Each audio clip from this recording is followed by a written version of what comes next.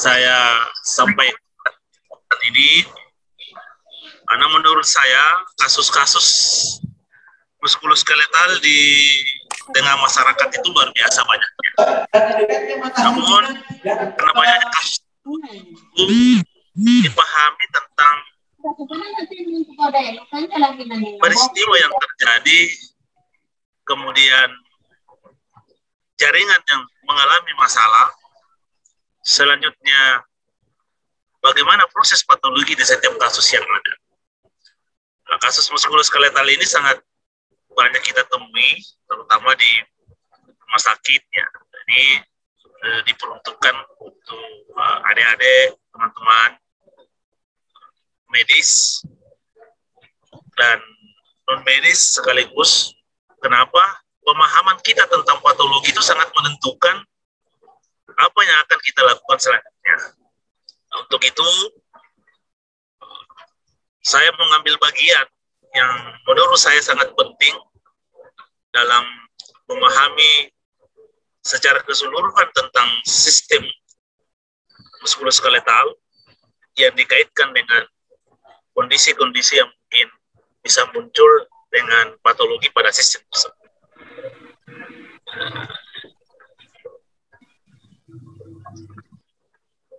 Baik, kalau kita berbicara tentang muskuloskeletal, peserta sekalian, teman-teman sekalian, bahwa ada beberapa hal yang perlu kita pahami. Yang pertama tentang sistem muskuloskeletal itu sendiri, kemudian bagaimana otot dan bagaimana rangka. Karena dalam tubuh kita ini terdiri atas berbagai macam sistem. Jadi individu terbentuk dari sel, jaringan, organ, dan sistem organ. Nah, salah satu sistem organ yang perlu kita pahami secara keseluruhan adalah sistem muskuloskeletal. Nah, sistem itu terdiri atas otot dan rangka. Perlu kita pahami, kalau kita berbicara ini, teman-teman sekalian, peserta sekalian, bahwa kita memahami secara keseluruhan bahwa yang kita sebut dengan sistem muskuloskeletal itu adalah sistem tubuh yang terdiri atas otot ya, atau muskulo. Kemudian dia terbentuk dari tulang-tulang yang membentuk rangka atau skelet. Itulah sistem muskuloskeletal. Secara sederhana seperti itu pemahaman kita. Di mana otot itu adalah jaringan tubuh yang mempunyai kemampuan mengubah energi kimia yang menjadi energi mekanik yang menghasilkan gerak. Sehingga secara sederhana juga kita mengatakan bahwa otot itu adalah alat penggerak, di mana tempat melekatnya otot itu adalah skelet atau rangka atau tulang. Sedangkan rangka sendiri itu adalah bagian tubuh yang terdiri atas tulang-tulang yang memberikan pertahanan bentuk, sikap, dan posisi. Nah, ini pemahaman ini harus dulu diluruskan dan kita pahami bersama tentang sistem muskuloskeletal. Dan pada akhirnya nanti kita akan melihat apa yang terjadi kalau ada masalah pada sistem ini. Sehingga komponen utama sistem muskuloskeletal itu terdiri atas jaringan ikat yang terdiri atas muskulo, kemudian tendon, ligamen, kemudian ada skeletal, rangka, tulang, dan persendian. Inilah komponen inilah yang kalau kita lihat memang sederhana, tetapi kalau kita gali lebih jauh lagi tentang problem yang terjadi pada sistem ini sangat banyak. Sampai sekarang ini tuh banyak sekali penelitian, banyak sekali buku-buku yang diterbitkan tentang masalah-masalah yang berkaitan dengan sistem muskuloskeletal. Ini perlu juga kita baca dan perlu kita pahami bersama. Tapi intinya pada hari ini kita punya kesamaan tentang patologi pada sistem muskuloskeletal. Sistem muskuloskeletal itu fungsinya adalah menegakkan postur dan untuk pergerakan. Jadi ini dasar kita sebenarnya ya, teman-teman sekalian. Dasar pemahaman kita. Saya mulai dari fungsi daripada sistem muskuloskeletal itu menegakkan postur dan untuk pergerakan. Tulang sendiri punya fungsi membentuk rangka penunjang, kemudian tempat melekatnya otot, kemudian penyimpanan mineral, dan tempat pembentukan mineral yang dibutuhkan oleh tubuh di dalam melakukan aktivitas. Bahkan yang dibutuhkan oleh otot di dalam berfungsi sebagai pencipta energi yang menyebabkan gerakan, ya, yang menyebabkan gerakan dan dikenal dengan yang kita kenal dengan stabilitas aktif, ya. Jadi stabilitas aktif di dalam tubuh kita itu adalah otot. Nah, inilah yang sering dan banyak biasanya mengalami masalah sehingga pemahaman kita tentang patologinya sangat dibutuhkan untuk itu. Sementara otot sendiri itu adalah berfungsi menghasilkan gerakan-gerakan bagian tubuh. Ini sebagian besar dari kita yang hadirnya memahami itu, bahwa otot itu sih menghasilkan gerakan-gerakan pada bagian tubuh. Nah, semua komponen bekerja secara bersama-sama untuk melakukan fungsinya. Gangguan salah satu fungsi itu mengakibatkan dan mengganggu aktivitas fungsi. Nah, jadi secara bersama-sama otot, skelet, persendian itu berfungsi untuk menghasilkan gerakan dengan tujuan fungsional. Nah, kalau kita berbicara tentang fungsional, ya kalau misalnya tangan fungsinya apa, kaki fungsinya apa, kemudian setelah itu apakah dia bisa berfungsi secara maksimal atau tidak. Kalau ada masalah dengan gangguan fungsional, berarti ada masalah dengan komponen-komponen tadi, baik ototnya, persendiannya, maupun pada tulangnya. Nah, masalah itulah yang kita akan lihat secara garis besar pada kesempatan ini. Jadi guideline untuk patologi muskuloskeletal, saya katakan guideline kita bisa lihat pada pertemuan kali ini.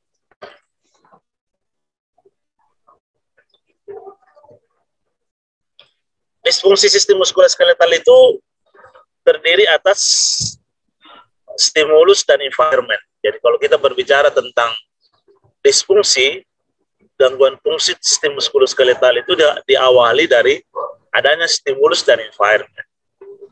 Kemudian dilanjutkan dengan perubahan internal dari jaringan karena adanya tekanan atau stres. Berakhir pada disfungsi jaringan, kemudian karena adanya beban dari jaringan. Ini bisa kita lihat pada slide berikutnya. Kalau kita lihat ini, stimulus dan environment ini terjadinya disfungsi pada muskuloskeletal dipengaruhi oleh adanya infeksi, satu, ya. Kemudian adanya tension atau emosi, adanya penyakit sistemik, adanya lazy body system, kemudian ada trauma fisik. 5 faktor inilah yang menyebabkan respon jaringan internal itu mengalami masalah. Nah, ini kita akan jelaskan sedikit demi sedikit dan kita akan pahami urai satu-satu. Nah, dari bagang ini kita bisa mengatakan bahwa terjadinya gangguan pada muskuloskeletal itu kan adanya infeksi, adanya tension, adanya penyakit sistemik, adanya lazy body system, adanya trauma fisik. Pada akhirnya menyebabkan respon jaringan internal. Kalau ini tidak bisa diatasi, maka terjadi environment. Terjadilah kelainan, kecacatan, dan sebagainya. Nah, di mana letak patologinya? Di mana letak pemahaman kita tentang masalah-masalah yang berkaitan dengan patologi sistem muskuloskeletal? Nah, kita akan bahas dari segi stimulus, kemudian bagaimana respon jaringannya sampai terjadi environment. Sehingga kalau kita melihat ini, teman-teman sekalian, peserta webinar internal dari jaringan kalau ada tekanan, misalnya pada trauma jaringan, kalau panjang jaringannya meningkat, maka kuat radangannya menurun misalnya. Atau panjang jaringannya menurun, maka kuat radangannya meningkat. Bisa saja terjadi beban jaringannya meningkat atau beban jaringannya menurun. Nah, saya tidak menyampaikan lagi pada kesempatan ini tentang bagaimana sel-sel jaringan otot, sel-sel jaringan saraf, sel-sel jaringan pembuluh darah dan sesungguhnya dan sebagainya, karena saya meyakini bahwa yang hadir di sini adalah punya dasar anatomi yang kuat, punya dasar pemahaman anatomi yang sudah bisa memahami tentang gangguan pada sistem itu. Karena dasarnya adalah pelajaran kita yang pertama, dasar ini adalah anatomi dan fisiologi. Pemahaman kita harus kuat dulu di situ, baru kita masuk di sini. Sehingga menyebabkan hilangnya input sensoris. Hilang input sensoris itu dari mekanoreseptor. Ini kan kita paham ini adalah bagian dari sistem saraf yang mengirim impuls ke jaringan, menyebabkan penurunan atau menghilang dari input sensor itu, sehingga problem itu mulai terjadi. Hilang respon protektif motorik, kemudian impuls sensorik dari mekanoreseptor itu meningkat. Dengan masalah yang terjadi seperti ini menyebabkan perubahan tekanan pada jaringan internal. Jadi ini jaringan internal itu adalah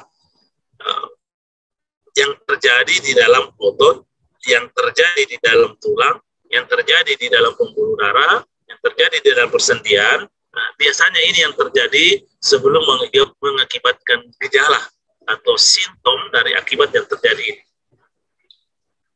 Nah, respon jaringan ini, teman-teman sekalian, ini kita bisa memahami secara garis besar bahwa adanya respon jaringan internal ini karena adanya perubahan keadaan mekanis jaringan atau struktur. Perubahan ini terjadi menyebabkan apa? Menyebabkan inflamasi, ada nyeri, ini vasodilatasi, peningkatan aliran darah ke jaringan yang mengalami masalah. Kenapa dia meningkat? Karena tubuh secara otomatis respon adanya gangguan pada yang ada di dalam tubuh kita. Kalau dia merespon, maka yang utama adalah bagaimana meningkatkan aliran darah ke area jaringan itu. Tujuannya apa? Mensuplai semua bahan-bahan makanan yang dibutuhkan nantinya pada saat penyembuhan jaringan. Nah, itulah yang kita sebut dengan vasodilatasi. Ini otomatis ini terjadi seperti ini dalam tubuh kita. Nah, vasodilatasi ini menyebabkan bengkak tentu. Kalau ada seseorang yang kena pukulan melebihi beban dari tubuhnya sendiri dan tidak bengkak, itu dipertanyakan karena otomatis sistem tubuh kita bereaksi terhadap adanya trauma tersebut. Bengkak ini adalah reaksi fisiologis. Kalau tidak ada bengkak, maka tubuh kita tidak bisa katakan normal karena tidak ada reaksi fisiologis. Ini bisa terjadi iskemik ya, sehingga iskemis jaringan internal. Nah, pada sisi lain, karena adanya trauma fisik itu menyebabkan insufisiensi jaringan konektif ya. Insufisiensi jaringan konektif tetap juga menyebabkan nyeri. Maka nyeri ini akhirnya juga ke inflamasi, kemudian perubahan stres jaringan internal, inflamasi jaringan kontraktil dan jaringan non kontraktil. Ya, teman-teman paham kan yang kita sebut dengan jaringan kontraktil? Ya, jaringan kontraktil itu kan otot ya. Kemudian jaringan kontraktil, misalnya ligamen, pembungkus sendi yang lainnya, itu terjadi inflamasi. Terjadi inflamasi, pendarahan. Nah, ini kalau berlangsung terus-menerus dan tidak ada penanganan secara efektif, efisien, maka terjadi yang kita sebut dengan kontraktur, pemendekan ya, soft tissue, function. Jadi fungsi daripada jaringan lunak itu mengalami problem, mengalami masalah. Nah, ini jaringan kontraktil itu terjadi yang kita sebut dengan reaksi fibros karena adanya insufisiensi jaringan intrinsip. Jaringan kontraktil juga mengalami perubahan komponen dan fungsi pada sistem miotendinogennya, pada sistem otot tendonnya, jadi miotendinogennya. Nah, sendi juga seperti itu, teman-teman sekalian. Jadi sendi ini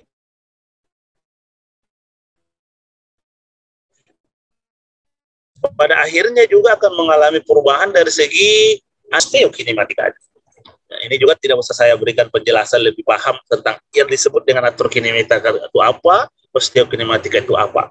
Intinya di sini adalah bahwa ada trauma, maka yang terjadi di jaringan adalah respon. Respon inilah yang terjadi di dalam jaringan.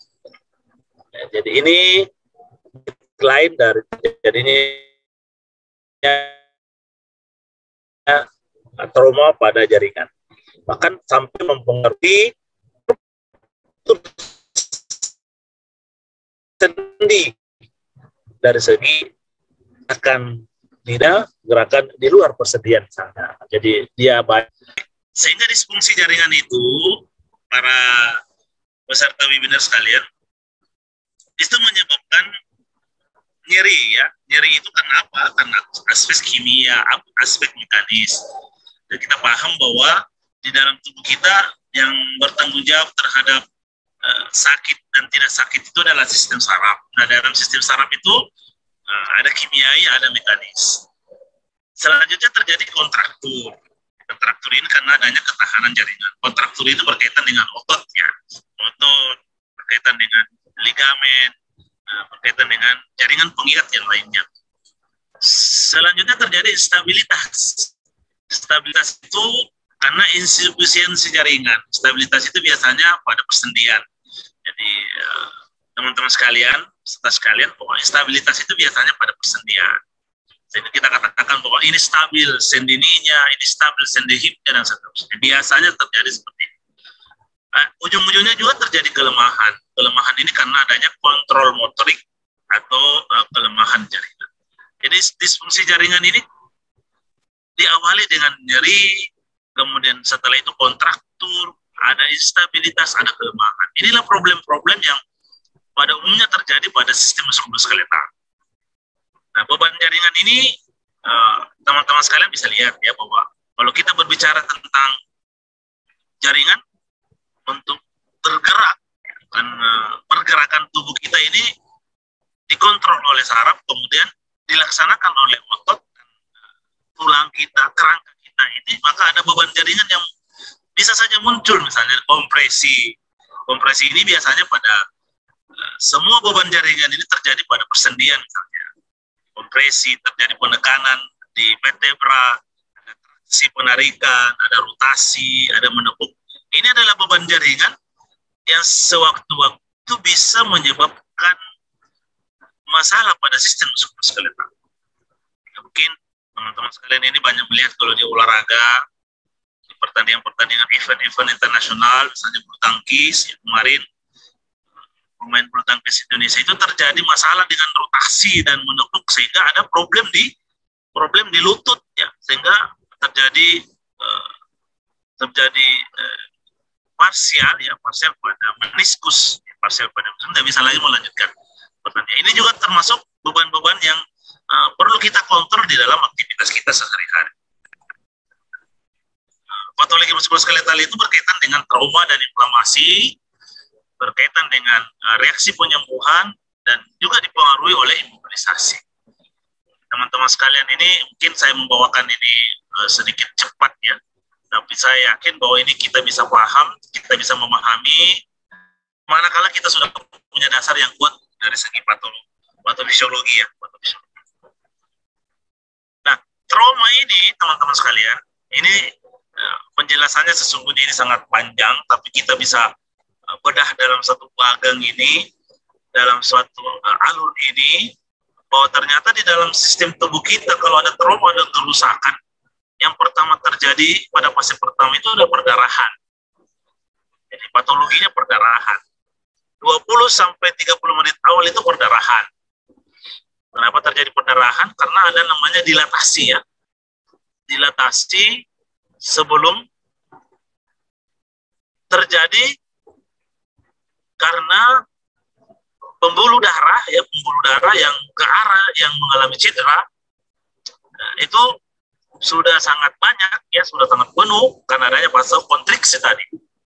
Karena ada trauma, ada kerusakan, maka tubuh kita merespon untuk memperlancar pembuluh darah, memperlancar aliran darah yang kita sebut dengan fase kontriksi. Dengan tiba-tiba setelah penuh di sana terjadi vasodilatasi, sehingga setelah perdarahan maka muncul yang disebut dengan pembengkakan ya, inflamasi. Nah, selanjutnya di fase kedua 24 sampai 36 jam selanjutnya itu fase peradangan. Radang ini adalah fase di mana bisa menyebabkan proses terjadinya peradangan ini secara normal. Karena kapan tidak terjadi peradangan, maka regenerasi itu tidak akan terjadi. Jadi fase yang saya jelaskan ini adalah fase normal.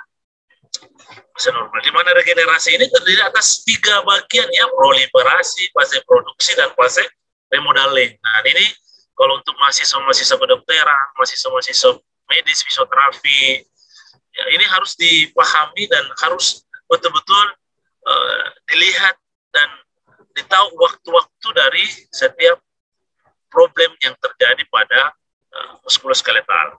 Kan beda kalau yang terjadi pada otot, yang terjadi pada tulang, yang terjadi pada sendi, yang terjadi pada ligamen misalnya. Itu sangat beda. Semua punya karakteristik dan punya waktu penyembuhan masing-masing. Misalnya saya mengatakan bahwa kalau terjadi pada jaringan otot misalnya, kapan waktunya fase perdarahan, kapan waktunya fase peradangan, kapan regenerasi, itu semua punya waktu sampai akhirnya dia sembuh.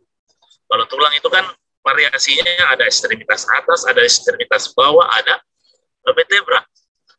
Kalau otot, ya sama, karena itu jaringan lunak yang kaya dengan pembuluh darah. Sehingga kalau diasumsikan, otot itu akan lebih cepat sembuh dibanding dengan tulang, dibanding dengan persendian, dibanding dengan ligamen. Karena tulang lebih ke dalam, ligamen lebih ke dalam, di mana proses penyembuhan itu dipengaruhi juga oleh aliran darah. Dipengaruhi juga oleh proses-proses suplai darah ke jaringan yang bersangkutan. Sehingga ini kita perlu memahaminya. Dan orang-orang medis, misalnya dokter atau fisioterapi itu memahaminya sebagai suatu step, ya, suatu step atau suatu bagian dari pengobatan. Ya. Kalau misalnya ada pasien, dia masih fase perdarahan, apa yang harus dilakukan? Dokter harus beri apa?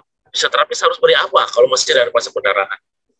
Ada pasien penyembuhan tulangnya sudah fase regenerasi, mau diberikan apa ini? Nah, ini pemahaman yang sangat penting sebagai seorang dokter atau seorang fisioterapi, dan kebetulan saya fisioterapi, untuk melihat dan melakukan terapi pada pasien kita, pada individu yang mengalami masalah, yang mengalami kerusakan pada jaringan. Nah, reaksi penyembuhan luka itu kan berbeda-beda ya pada setiap jaringan spesifik. Ya, teman-teman harus paham itu. Kalau dia tulang itu ada periosteum, dia seperti jaringan ikat, ya, ada osteofit meningkat, ada pertumbuhan kalusnya, ada proliferasi jaringan lunaknya, ada kartilago, ada pembentukan trabekuler baru. Jadi tulang-tulang itu prosesnya lama baru terbentuk yang kita sebut dengan osteum, ya, terbentuk dengan yang kita sebut dengan penyembuhan sempurna. Ya, jadi kalau tulang itu mulai dari memang bertahap, ya, bertahap. Ya. Sama dengan saraf, penyembuhan jaringan ikat, kalau dia sel-selnya rusak bahkan bisa mati, atau aksonnya rusak bisa tersambung, ada yang disebut dengan degenerasi Walleren, ya. Ya, teman-teman yang sudah belajar tentang anatomi, belajar tentang fisiologi, belajar tentang karakteristik daripada tulang, karakteristik dari saraf, karakteristik daripada otot, itu sudah bisa memahami. Kalau otot juga ada spasma, ada ruptur otot kolagen, ada ruptur serabut otot, ya, jaringan ikat, kemudian ada penggantian jaringan ikat. Jadi semua problem yang terjadi pada sistem muskuloskeletal, ya, otot dan tulang, punya karakteristik di dalam proses penyembuhannya. Ya. Otot juga berbeda, tulang juga berbeda, misalnya otot besar, otot kecil, tulang ekstremitas atas, ekstremitas bawah, itu semua punya waktu-waktu penyembuhan. Kalau kita kenal dengan berpatokan pada tabel Verkin misalnya, ya. Misalnya pada ekstremitas atas penyembuhannya 3-6 minggu, ekstremitas bawah 6-12 minggu. Nah, itu yang perlu kita pahami. Selama itu apa yang kita berikan? Nah, seorang fisioterapis, seorang dokter harus paham itu. Nah, sehingga patologinya harus kita pahami lebih dahulu sebelum kita memahami proses penyembuhan dan proses regenerasi ini. Nah, teman-teman sekalian, ini bisa dilihat ya. Satu hal juga yang menyebabkan masalah di dalam proses patologi muskuloskeletal itu kan adanya imobilisasi. Apa itu imobilisasi? Adalah keadaan di mana jaringan, otot, dan tulang diistirahatkan selama masa waktu tertentu. Diimobilisasi. Tujuannya apa? Untuk menunggu masa penyembuhannya. Ini pasti akan menimbulkan problem ya teman-teman sekalian. Ya, tapi dokter terapi harus melakukan ini. Kenapa? Karena kalau tidak, maka jaringan tersebut kemungkinan bisa refraktur, kemungkinan dia tidak sembuh. Kalau tulang misalnya kemungkinan dia non-union, kemungkinan dia malunion, dan seterusnya. Ya, jadi ini yang perlu dilakukan. Jenisnya itu bisa total dan bisa parsial. Efeknya itu luar biasa. Misalnya pada tulang 10-15 hari pertama itu terjadi resorpsi tulang, matris dan kalsium. Kemudian bisa resorpsi 55-60%, bisa terjadi osteoporosis misalnya. Ya, osteoporosis itu kalau orang sudah dimobilisasi, kemungkinan besar pada masa-masa tua itu terjadi osteoporosis lebih cepat dibanding dengan yang belum dimobilisasi. Pada otot misalnya ada miofibril menurun, sarkomernya berubah, degenerasi nukleus ya. Pada 2 minggu pertama, bisa memendek ya, bisa juga memanjang karena proses imobilisasi itu ada yang otot yang memendek, ada otot yang memanjang pada posisi yang sama. Pada posisi fleksi misalnya, fleksi elbow, ya, fleksi shoulder dan seterusnya, itu menyebabkan ada posisi otot memendek, ada posisi otot memanjang. Dan selama waktu tertentu, misalnya dimobilisasi selama 3 bulan atau 6 bulan, pasti akan mengalami hal ini. Ya, jaringan ikat juga seperti itu, kekurangan air, kekurangan kolagen tetap, dan susunan acak. Ya, saraf juga seperti itu, refleks aktivitas proprioceptor menurun. Tetapi ini harus dilakukan demi penyembuhan daripada jaringan tersebut. Ini harus dilakukan. Ini cara yang harus dilakukan, walaupun risikonya berat, walaupun risikonya ada. Tetapi kalau berbicara tentang risiko itu, kalau ini seawal mungkin, ya pada saat imobilisasi ini diberikan terapi, kalau fisioterapi ini maka katakan fisioterapi pada saat imobilisasi, maka problem-problem ini bisa teratasi dengan baik. Seperti itu teman-teman sekalian ya. Jadi efek imobilisasi ini luar biasa, tetapi ini harus dilakukan karena supaya jaringan tersebut mengalami penyembuhan dengan sempurna. Selanjutnya, bagaimana kalau dia trauma dan inflamasi, bahwa ternyata bahwa respon inflamasi itu distimulus oleh trauma atau infeksi. Itu sudah jelas. Kalau kita mengatakan seperti itu, kemudian inflamasi itu adalah respon dari suatu organisme terhadap patogen dan alterasi mekanik yang jaringan berupa rangkaian reaksi yang terjadi pada tempat dan jaringan yang mengalami cedera. Ya. Jadi respon. Jadi kalau inflamasi itu kan kita mengatakan itu peradangan. Ini respon dari stimulus tadi ya. Yang pertama ada stimulus, ada infeksi, ada mekanik, ada trauma, ada penyakit sistemik. Itu adalah respon dari stimulus itulah, sehingga terjadi yang kita sebut dengan inflamasi. Ya. Kemudian teman-teman sekalian, radang ini adalah suatu dari respon utama sistem kekebalan terhadap infeksi dan iritasi. Saya mengatakan kalau tidak ada reaksi radang berarti tidak ada reaksi penyembuhan ya. Ini otomatis ya. Tetapi reaksi radang yang berlebihan atau reaksi radang yang terus-menerus itu juga mengalami problem. Itu juga patologi yang perlu kita tangani bersama sebagai orang medis. Misalnya. Nah, inflamasi ini distimulus oleh faktor kimia. Ada histamin, ada bradikinin, ada serotinin, ada leukotrin, dan selanjutnya disebut di dalam beberapa literatur ya, ini bisa menyebabkan inflamasi itu banyak ya, bisa menyebabkan inflamasi banyak, dan apa yang menjadi problem pada tabel di atas itu yang kita sebut dengan penyebab terjadinya gangguan pada sistem muskuloskeletal, itulah yang menjadi penyebab terjadinya inflamasi. Baik, ini juga kan merupakan sinyal-sinyal ya. Jadi kalau berbicara tentang inflamasi itu sinyal untuk menanggapi penghinaan seluler. Nah, sel kita ini dihina oleh adanya infeksi, adanya racun, ada tekanan fisik. Nah, kalau ada sinyal inflamasi ini berarti tubuh kita bereaksi. Nah, ini sel kita dihina ini, harus segera bereaksi. Secara otomatis tubuh kita bereaksi terhadap hinaan tersebut. Nah, sementara peradangan akut itu adalah penting bagi respon kekebalan tubuh. Nah, ini teman-teman harus paham ya. Kita ini kalau ada masalah dengan tubuh kita pasti ada peradangan. Jadi respon ini muncul karena adanya autoimunitas, neurodegeneratif, atau penyakit kardiovaskular. Jadi penting untuk bisa kita pahami bersama. Nah, selanjutnya, inflamasi ini tadi ya penyebabnya karena mekanik, kimia, karena termal, karena mikroba atau infeksi. Ini bisa kita lihat. Nah, gejalanya ini yang kita sebut dengan peradangan ini adalah bervariasi ya. Ada demam, kemudian ada kemerahan atau rungkul, ada nyeri bengkak atau turgor, ada nyeri dolor, ada jaringan organisme atau disfungsi atau fungsi. Jadi kalau kita ada demam, itu berarti ada inflamasi, ada gangguan dalam tubuh kita. Apalagi kalau kita lihat ada kemerahan, ada nyeri, ada gangguan fungsi, itu semua adalah gejala atau tanda-tanda peradangan. Nah, ini kita lihat ya, jadi ada rubor itu kemerahan. Kemudian ada kalor atau panas. Itu dikarenakan karena banyaknya darah yang disalurkan pada tempat peradangan daripada yang disalurkan ke daerah normal. Itu otomatis itu. Kalau saya mengatakan itu normal itu. Kalau ada radang, ada panas. Kemudian ada nyeri. Nyeri itu karena secara lokal itu mengeluarkan histamin ya, zat kimia bioaktif dan yang menyebabkan masalah ke dalam sistem kimiawi daripada sistem otot kita.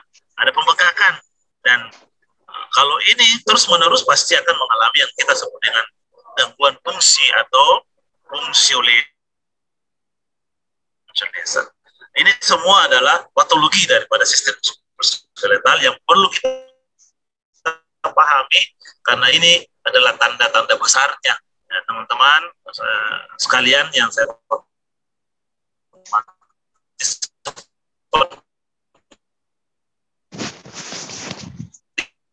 itu sehingga kalau ada masalah ini maka kita bisa lihat ya.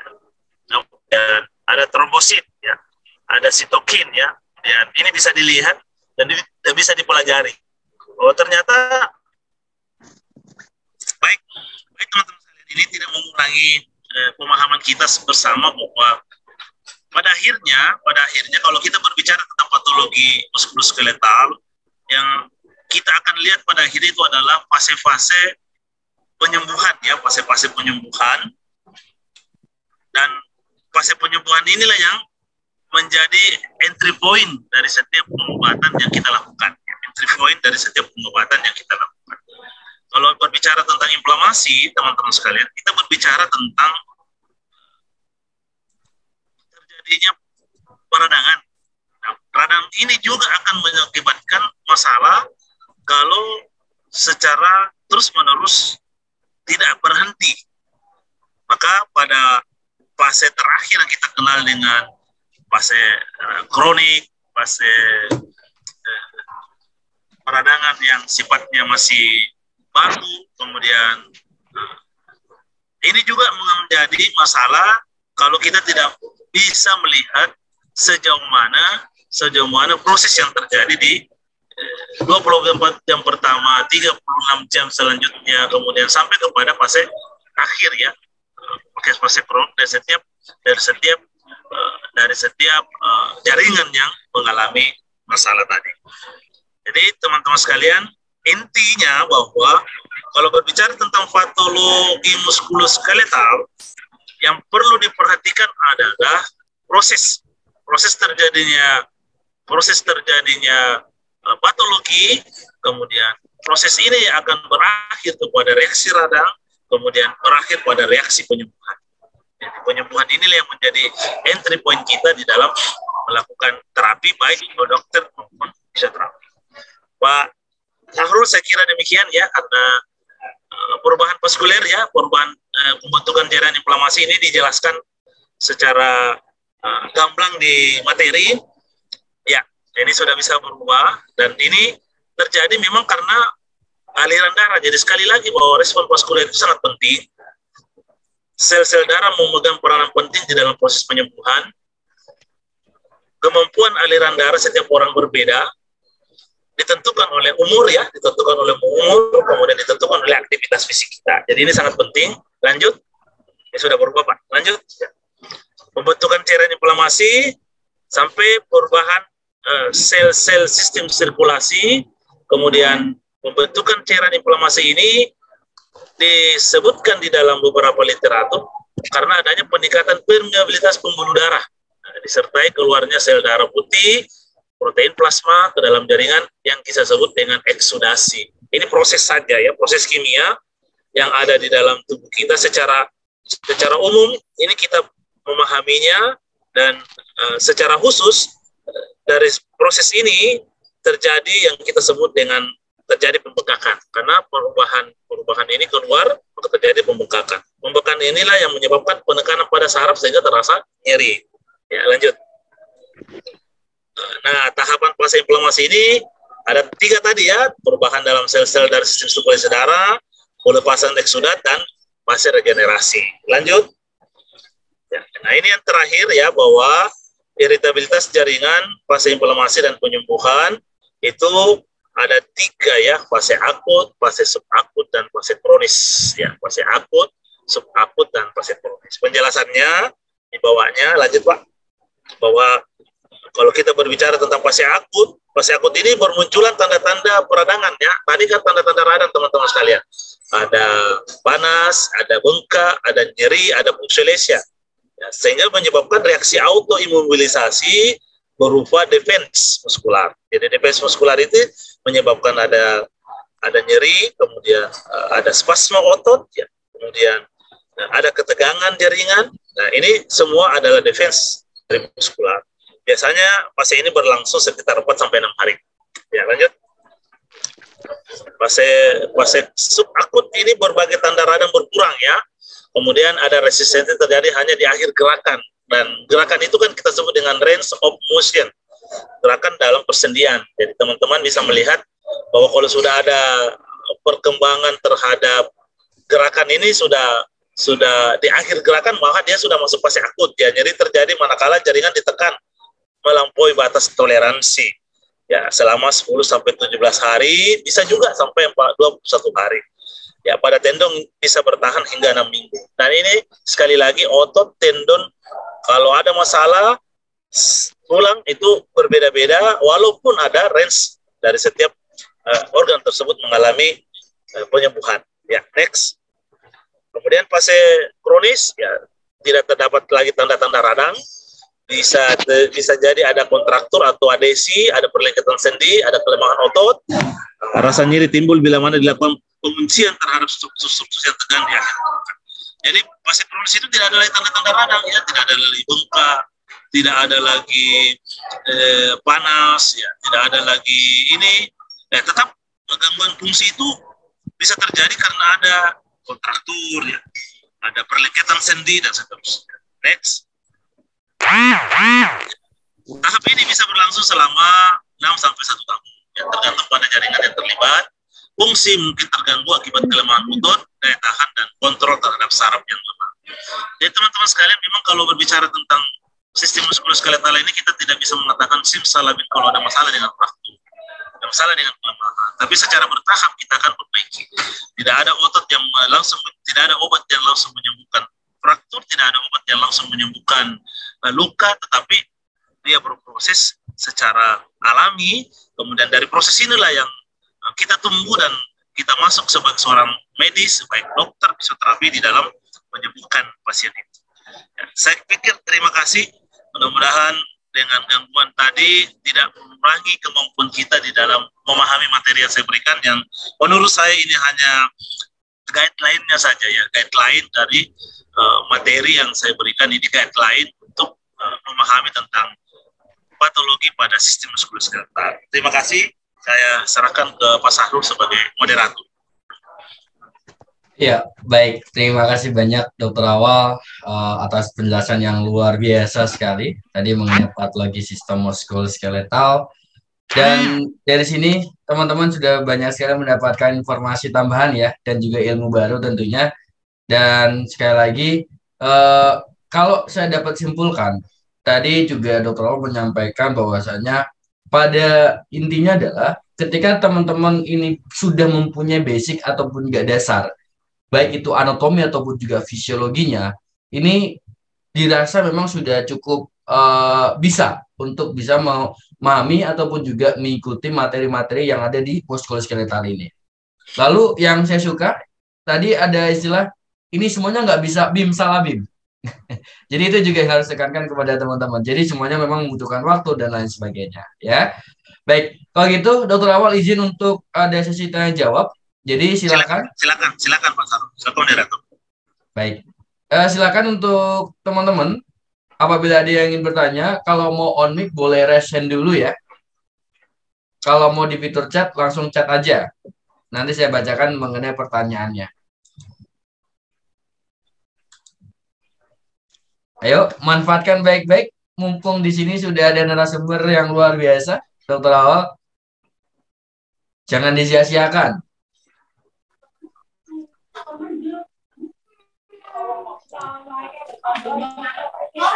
Baik. Ya, dokter, ini sudah ada pertanyaan dari Mbak Nifas Safiatun dari D4 Fisioterapi. Selamat pagi, terima kasih atas kesempatan yang telah diberikan. Pertanyaannya adalah, apa saja yang dapat dilakukan untuk mencegah penyakit pada sistem muskuloskeletal? Nah, itu pertanyaannya, dokter. Mohon izin untuk dijawab. Terima kasih banyak. Ini pertanyaan yang bagus ya, karena kecenderungan kita adalah bagaimana menghindari gangguan pada sistem muskuloskeletal. Itu sangat penting ya. Maka kalau kita berbicara ini, maka yang kita harus persiapkan adalah performance otot dan kerangka kita. Performance ini adalah penampilan, bagaimana penampilan otot dan kerangka kita di dalam menghadapi aktivitas fisik kita sehari-hari. Kalau dia bagus ya, kalau dia oke, maka kecenderungan untuk kena penyakit-penyakit sistem muskuloskeletal itu akan berkurang. Misalnya apa? Misalnya endurance-nya, daya tahan, strength-nya, kekuatannya, kemudian agility, kelincahannya. Jadi otot itu punya daya tahan, punya kelincahan, punya power. Bagaimana menjaganya adalah ya kita harus hidup selalu menjaga aktivitas fisik kita ya, karena berkaitan dengan sistem muskuloskeletal. Otot kita harus dijaga tentang fleksibilitasnya, ekstensibilitasnya, tulang kita dijaga. Jangan setiap saat ya kita naik motor, kita naik bus, naik mobil, tanpa harus jalan kaki. Karena jalan kaki itu menjaga 100% kemampuan dari otot kita untuk tetap stay menghadapi masalah-masalah yang diakibatkan oleh problem yang terjadi. Nah, itu dari segi penampilan. Yang lainnya bahwa kita harus menjaga diri kita dari penyakit sistemik ya. Sistemik itu penyakit sistem ya, penyakit sistem muskuloskeletal. Tentu kalau berbicara penyakit sistemik itu banyak ya teman-teman sekalian, banyak. Jadi berbicara tentang itu, berbicara tentang banyak faktor, karena di epidemiologi itu untuk terjadinya suatu problem penyakit itu dipengaruhi oleh banyak faktor, banyak penyebab. Tetapi kalau kita siapkan diri kita, kemampuan otot dan tulang kita dengan baik, maka insya Allah jangan kemana-mana naik motor, kemana-mana naik mobil, ya usahakanlah kemana-mana naik sepeda, kemana-mana jalan kaki, maka stay, maka aktivitas. Jadi hidup ini kalau berbicara sistem muskuloskeletal, move ya, bergerak. Kalau tidak bergerak maka otot kita akan lemah, kekuatan otot kita akan terbatas, sehingga gampang untuk mendapatkan cedera pada jaring itu. Saya pikir jawaban itu cukup ya, Pak. Iya, baik. Terima kasih banyak, dokter. Dan kurang lebih seperti itu ya, Mbak Nifas Safiatun, untuk jawabannya. Sudah jawab dengan gamblang dengan oleh Dokter Awal. Baik, selanjutnya lagi, mohon maaf teman-teman, sebelumnya ini nggak mungkin kalau bisa dijawab semuanya ya, karena waktunya cukup terbatas sekali. Jadi mungkin kita pilih beberapa saja yang bisa ditanyakan kepada Dokter Awal. Ini saya akan coba pilih dulu. Ya. Baik. Pertanyaannya seperti ini, dokter. Jadi Siap. ada dari Mbak Muning. Apakah ada untuk tips and trik sederhana dalam penentuan progres kesembuhan pasien selain ditinjau dari kondisi fisiologis dan patologi pasien? Ya. Baik, pertanyaan berikutnya ya. Jadi berbicara tentang tips ya untuk melihat progres kesembuhan pasien itu sederhana sekali. Pertama, bahwa berbicara tentang muskuloskeletal itu kan ranahnya terhadap otot dan kerangka. Ya. Ranah otot dan kerangka itu berbicara tentang luas gerak sendi ROM, berbicara tentang kekuatan otot, berbicara tentang range of motion-nya. Nah, kalau ini sudah mengalami perubahan, ya, maka itu sudah meningkat menjadi lebih baik, LJS-nya lebih luas, kekuatan ototnya meningkat, maka kita sudah bisa menyimpulkan bahwa ini ada progres dari segi penyembuhan kita. Tapi perlu dipahami, tidak sesederhana ini sesungguhnya, bahwa setiap fase di dalam proses penyembuhan jaringan itu ada terapinya, ada intervensinya, dan setiap intervensi itu ada progresnya. Jadi ini jawabannya sebenarnya kalau disimpulkan ini menjadi satu mata kuliah tersendiri nih. Intinya bahwa alat ukur kita tetap ada ya, alat ukur kita tetap ada di dalam menilai keberhasilan program kita. Salah satu keberhasilannya adalah bahwa ada peningkatan progres dari setiap problem yang ada. Ada peningkatan dari segi luas gerak sendinya, ada peningkatan dari segi kelemahan ototnya, ada peningkatan dari segi aktivitasnya. Maka perlu dilihat ada kemajuan dari segi radiologinya. Ya, radiologi kalau patah kan harus di radiologi, harus dilihat karena kita tidak melihatnya dengan mata telanjang, tapi harus disaksikan oleh MRI misalnya, ada X-ray misalnya dan seterusnya. Begitu ya. Ayo. Baik, terima kasih dokter atas pertanyaannya, atas jawabannya, dan sudah cukup bisa menjawab seperti ya Mbak Muning ya. Nah mungkin selanjutnya lagi, oke, pertanyaannya ada seperti ini dokter. Ketika pasien sudah mengalami nyeri otot akibat peradangan, apa yang harus dilakukan seorang fisioterapis? Baik, makasih. Ini pertanyaan bagus ya. Ya, peradangan kalau terjadi, kalau dokter kan memberikan obat ya, obatnya nyeri, anti radang ya. Fisioterapi masa akut itu betul-betul peradangannya sangat luar biasa ya. Jadi oleh trauma, radang, masa akut, maka diberikanlah yang kita sebut dengan RICE ya, rest, ice, compress, elevasi. Jadi rest, diistirahatkan ya, diistirahatkan, jangan digerakkan ya. Ice itu diberikan compression ya, kompres artinya penekanan, ditekan, pembelatan ya, ditekan supaya bengkaknya semakin menghilang. Kemudian rest itu ya, elevasi itu ditinggikan ya, ditinggikan dari pembuluh darah kita, sumbernya jantung misalnya. Kalau misalnya kaki kita, maka dia kalau tidur ditinggikan sedikit dari jantung, elevasi. Nah, ini yang kita sebut dengan rest ya, rest, ice, compression, elevation. Jadi ini salah satu teknik seorang fisioterapi dengan tidak menggunakan obat dalam mengurangi nyeri pada fase akut ya, pada fase akut dari trauma yang terjadi. Kalau fase kronik lain lagi ya, fase kronik itu sudah bisa diberikan masas ya, sudah bisa diberikan masas, diberikan statis kontraksi. Itu semua adalah teknik kita di dalam mengurangi nyeri. Jadi sekilas seperti itu moderator ya yang saya bisa berikan, dan ada banyak teknik-teknik lain lagi yang bisa kita berikan. Intinya bahwa setiap fase itu berbeda penanganan kita di dalam menangani masalah atau problem pada pasien kita. Makasih. Ya, baik. Jadi itu dia jawabannya ya. Jadi memang berbeda di fase masing-masing. Dan mungkin ini terakhir, teman-teman mohon maaf sebelumnya karena saya tahu bahwa teman-teman sangat antusias sekali untuk menanyakan kepada Dokter Awal. Tapi rasanya eh, Dokter Awal juga kalau misalnya untuk menjawab semuanya mungkin waktunya juga terbatas, Dokter ya. Siap, siap. Nah, Baik, nanti kita lanjutkan ya kalau ada yang belum memahami secara full, kita belajar sama-sama.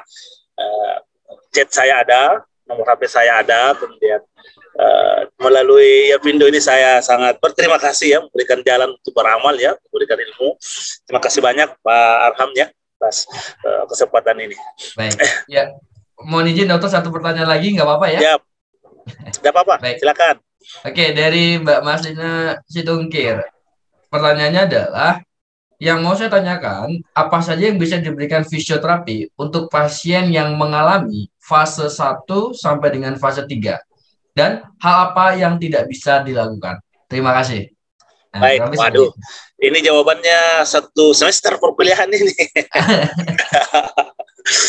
Ya, bahwa betul ya, kita paham bahwa peradangan itu kan bertahap-tahap ya. Jadi fase fase peradangan, fase regenerasi, fase pembentukan jaringan. Ini memang ada trip-trip fisioterapi di dalam, kalau fisioterapi ditanya ya, di dalam memberikan terapi ya, di dalam memberikan terapi. Fase peradangan itu umumnya diberikan adalah fase rest tadi ya, rest, ice, compress, elevasi atau fase peradangan. Setelah lewat dari fase peradangan, fase sub akut ya, maka sudah bisa diberikan terapi latihan secara minimal. Terapi latihan itu maksud saya bahwa toleransi penderita. Nah, setelah itu sudah fase akut. Nah, fase akut inilah semua modalitas fisioterapi itu dikeluarkan karena tidak ada lagi pantangan selain karena dia misalnya jaringannya sudah sembuh secara utuh. Kalau ada problem itu adalah problem akibat dari peradangan tadi, misalnya ada kontraktur maka diberikan penguluran, ada gangguan LJS, luas gerak sendi diberikan traksi, translasi, ya, kemudian ada penurunan kekuatan diberikan penguatan, ya, ada gangguan aktivitas diberikan activity of daily living. Ini problemnya begitu, Pak. Jadi ada tahap-tahapannya memang. Seorang fisioterapi itu setiap problem, setiap kondisi sudah punya guideline di dalam menanganinya. Ya, tolong nanti adik-adik, teman-teman sekalian itu dibaca ya. Setiap kondisi fraktur misalnya sampai femur, ada guideline-nya. Fase ini ada yang diberikan ini, diberikan ini, diberikan ini. Sehingga jelas penanganan kita. Jelas tahap-tahap penyembuhan dari setiap pasien dari tahap ke tahap. Saya pikir demikian. Makasih. Iya, baik. Terima kasih dokter atas jawabannya. Dan seperti itu ya teman-teman. Terima kasih banyak yang sudah bisa mengirimkan pertanyaannya. Tapi sekali lagi mohon maaf karena memang waktunya cukup terbatas sekali. Jadi tidak bisa kami bacakan semuanya mengenai pertanyaannya. Dan nantinya mungkin di sesi berikutnya mudah-mudahan Dokter Awan kita bisa mengadakan kembali ya untuk bisa sharing lagi. Insya Allah. Nanti dikabari saja insya Allah. Ya baik. Jadi itu saja mungkin nantinya kalau misalnya ada yang ingin bertanya-tanya lebih detail lagi ataupun juga pengen lebih kenal dengan Dokter Awal, mungkin nanti juga apabila Dokter Awal memperkenankan, mungkin juga nanti kita akan memberikan kontak seperti itu. Tapi ya tentunya perlu persetujuan kan seperti itu. Nanti kita diskusikan terlebih dulu tentunya. Siapa? Ya, baik. Kalau gitu mungkin sesi dari kegiatan kita pada hari ini mengenai pembahasan patologi sistem muskuloskeletal itu sudah cukup ya teman-teman. Dan tadi Pak Awal juga menyampaikan secara jelas dan detail per bagian-bagiannya. Dan tentunya ini bisa memberikan informasi tambahan dan juga menjadikan pengalaman yang membuat teman-teman nanti bisa menjadi fisioterapis yang profesional dan juga mungkin menjadi tenaga medis yang bertanggung jawab. Ya, oke, boleh teman-teman semua masukkan game PIN-nya atau bisa scan barcode-nya.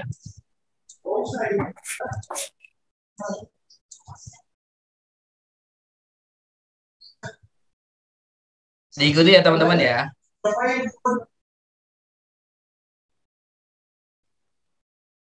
Nanti pemenang yang beruntung dihubungi oleh pihak Yapindo ya Mas Fredly ya.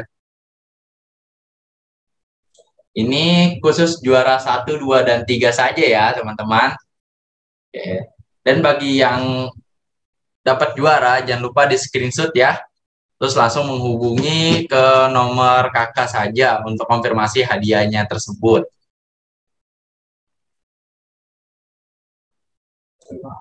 Gimana Mas Harul? Kita langsung mulai saja ya. Boleh kalau gitu Mas Bradley, silakan dimulai aja. Baik. Untuk teman-teman siap-siap ya. Siap ya. Ayo, nanti mungkin saya beri waktu 10 detik ya untuk kalian masuk. Jika ada kendala dari jaringan kalian, saya hitung waktunya dari sekarang 10, 9, 8, 7, 6, 5, 4, 3, 2, 1. Oke, saya kunci. Oke, kalau ketika saya sudah kunci, kalian tidak akan bisa join lagi. Oke, langsung saya start saja. Oke, 3, 2, 1. Oke, kuis yang pertama. Oke. Ayo nih, hanya 10 detik doang nih. Oke, sudah banyak yang menjawab nih Mas Arul. Oke. Wah. Wah, sebenarnya ada yang nggak Aduh, jawab. ada yang salah nih. Siapa nih yang salah? Oke, kita next. Oke. Wah, poin tertingginya Lisa. Oke, baik. Untuk yang sekarang Lisa yang memimpin nih. Oke, kita next saja. Oke, kuis yang kedua. Ini main cepet-cepetan ya. Iya, betul itu Mas Arul. Ayo, dari mana nih?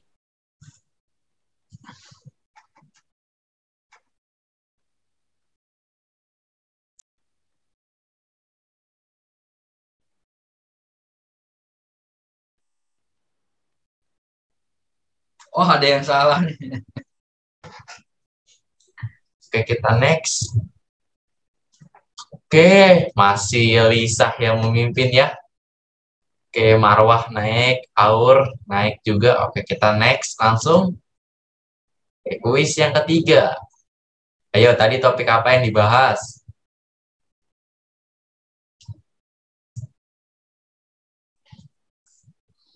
Oke, sudah banyak yang menjawab. Oke, betul semua. Oh, ternyata Marwah naik. Lisa turun menjadi posisi 3 dan Kiki naik menjadi posisi kedua. Oke, lanjut soal berikutnya.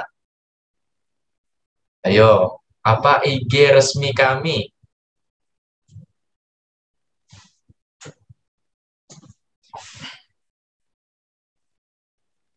Oke, ada yang bingung nih pasti nih. Oke.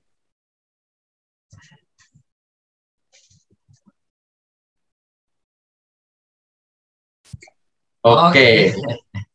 Oke, yang betul juga. Hanya 27 orang saja. Oke. Kiki naik untuk Kiki. Oke, Lisa sudah tidak terlihat lagi. Tidak terlihat Lisa. Oke, kita next. 2 soal terakhir. Double point. Oke, double point ya. Oke nih, kira-kira berapa sih jaraknya nih Mas Harul nih, Jakarta ke Surabaya nih? Perkiraan soalnya di luar dari topik nih Mas Lili nih.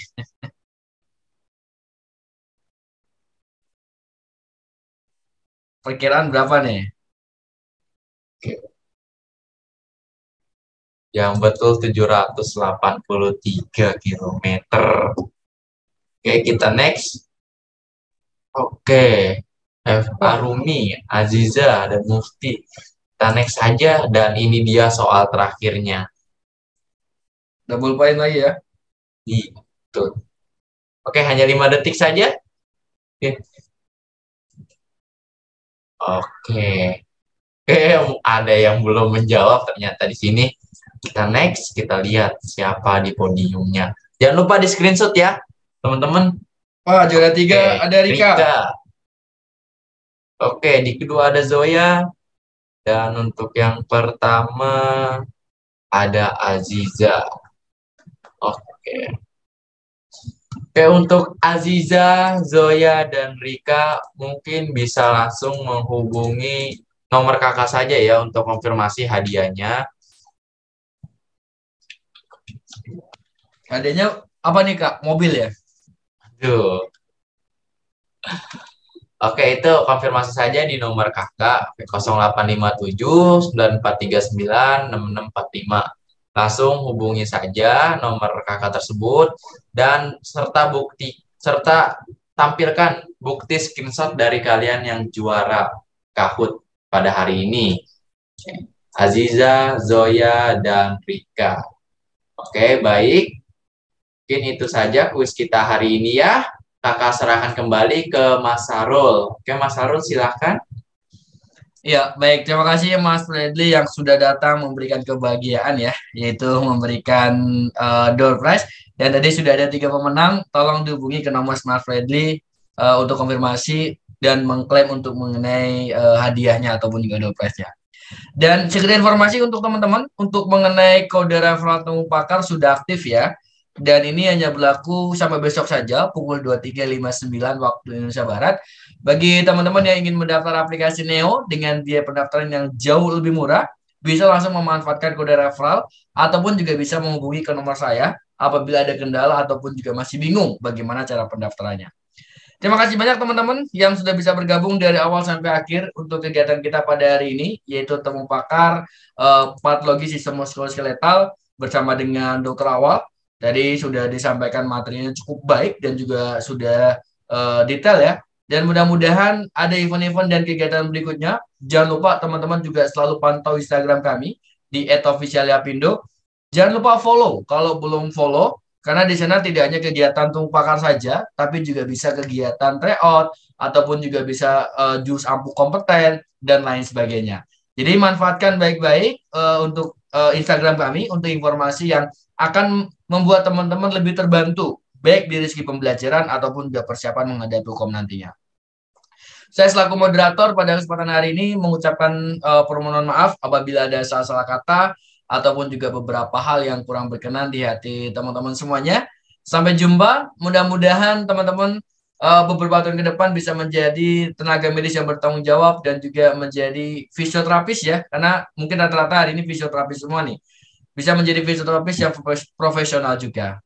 Ya, terima kasih sekali lagi. Kami dari PT Apindo mengucapkan permohonan maaf yang sebesar-besarnya apabila ada kekurangan dalam kegiatannya. Dan saya juga atas nama pribadi selaku moderator mohon maaf apabila ada salah-salah kata ataupun beberapa yang kurang berkenan di hati teman-teman semuanya. Terima kasih, selamat siang dan wassalamualaikum warahmatullahi wabarakatuh dan sampai jumpa semuanya. Terima kasih. Terima kasih Kak.